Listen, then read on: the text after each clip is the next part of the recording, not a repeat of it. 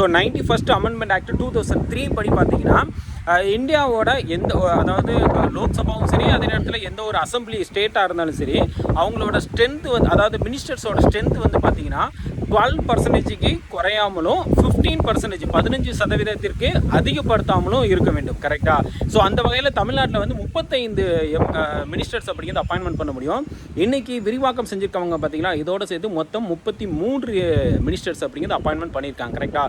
So தாவைக்காவை சேர்ந்தவங்க கிட்டத்தட்ட 31 பேர். அதே நேரத்தில் காங்கிரஸ் பார்த்தீங்கன்னா கிட்டத்தட்ட 59 வருஷத்துக்கு அப்புறம் அமைச்சரவையில் பங்கெடுத்திருக்காங்க. 2 மினிஸ்டர்ஸ் காங்கிரஸுக்கும் கொடுத்துருக்காங்க. கரெக்டாக? இன்னும் 2 பேலன்ஸ் இருக்குது.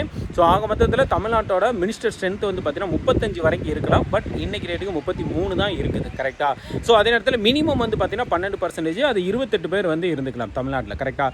இது ஒவ்வொரு ஸ்டேட்டோட அசம்பிளி ஸ்ட்ரென்த்தை பொறுத்து வேரி ஆகும். நம்ம இதில் தமிழ்நாடு கவர்மெண்ட்டில் 234 MLAs இருக்கிறதுனால இந்த ஸ்ட்ரென்த். கரெக்டாக? ஸோ புரிஞ்சிருக்கும்னு நம்புகிறேன்.